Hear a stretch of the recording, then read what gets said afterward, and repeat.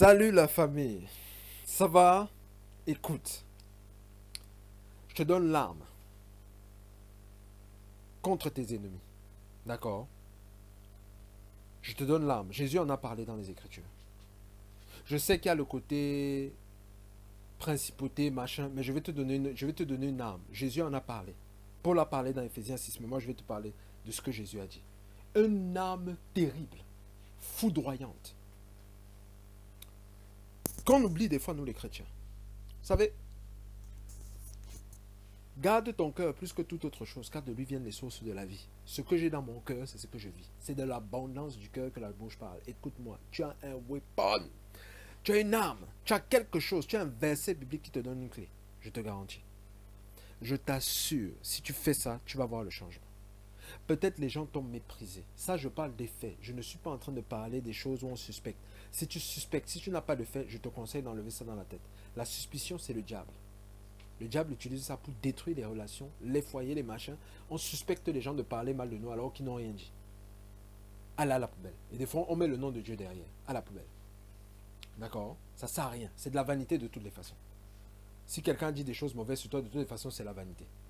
Donc ça n'annule pas. Mais entre-temps, je te parle de ça pourquoi? Parce que je sais qu'entre-temps, il arrive que les chrétiens soient émotionnellement éprouvés par ce que les gens ont dit. Donc des fois, c'est des choses qu'on t'a dit il y a 10 ans. Hein. De temps en temps, ça vient, ça remonte, comme une amertume, mais tu te sens figé. Des fois, même, tu te sens mal vis-à-vis de Dieu parce que tu as l'impression de ne pas avoir pardonné. D'accord? Je ne vais pas entrer dans tous les trucs du pardon. Moi, je suis là pour te donner l'arme pour sortir de là. Très simple. Je ne te demande pas de le faire quand tu te sens bien. Parce que quand on se sent bien, tout le monde peut dire oui, tout va bien, machin, machin. Non. Il y a un moment, la remontée, ça remonte, ça remonte. Et ça vient attaquer la pensée.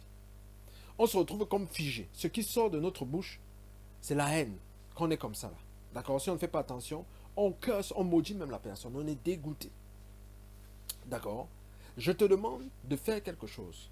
Pourquoi? Parce que quand la remontée là arrive, ce n'est pas pour te condamner qu'elle vient.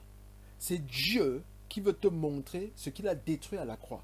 Donc cette remontée amère là n'est que l'expression de ce que Dieu a détruit à la croix. Parce que Dieu a dépouillé, a détruit toutes ses œuvres à la croix. D'accord? Donc tout ce que les gens ont pu te dire, Christ l'a porté il y a 2000 ans. Donc par la foi, je veux déjà que tu vois ça comme quelque chose. Quand ça vient se manifester, au lieu de rester figé par rapport au passé, tu dis que voilà ce qui se passe, peut-être ça a des conséquences aujourd'hui, blabla, peut-être tu détestes les êtres humains maintenant, ou l'homme, tu trouves qu'il n'y a rien de bon dans l'homme. Non, c'est pas grave, nous aussi on a été pareil avec Dieu, tu vois, non? Dieu aussi ne trouvait rien de bon en nous, mais il s'appuyait sur son amour. Je vais te donner la clé. Là, je suis juste en train de t'introduire, là, préparer, voilà. Donc, l'œuvre de la croix t'a donné la victoire sur ce truc-là. Donc, cette remontée que tu as là, ça a été traité à la croix. D'accord? Ne maudis surtout pas.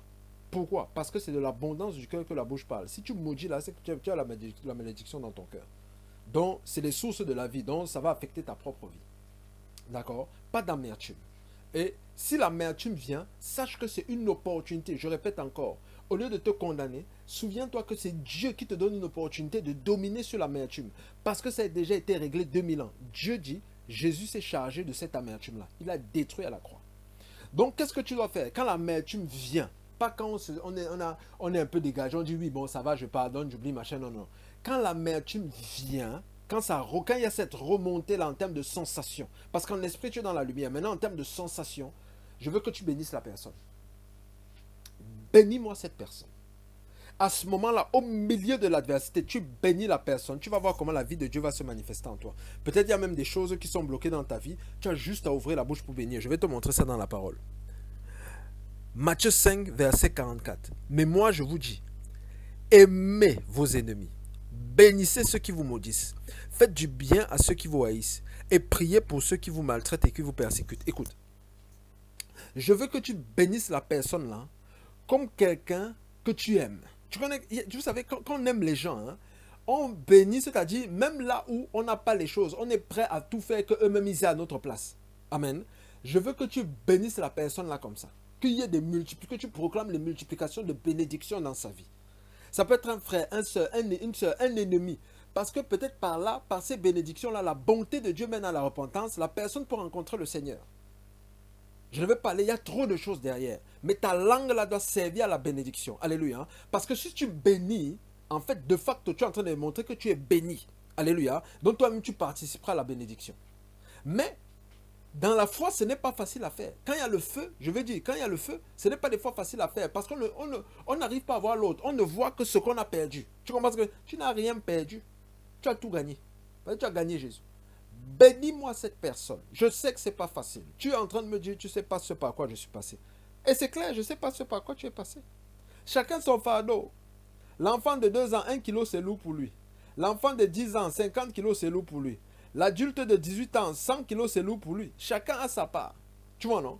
Moi, j'ai ma part. Je te donne seulement un truc. Tu vois, non? On est ensemble. On est en train d'avancer ensemble. D'accord? Allez, je te laisse avec ça. Bénis-moi cette personne. Allez, porte-toi bien. Ciao, ciao. Tu es déjà libéré de toutes les façons. Je te demande juste d'entrer dans ce que Dieu a déjà fait pour toi.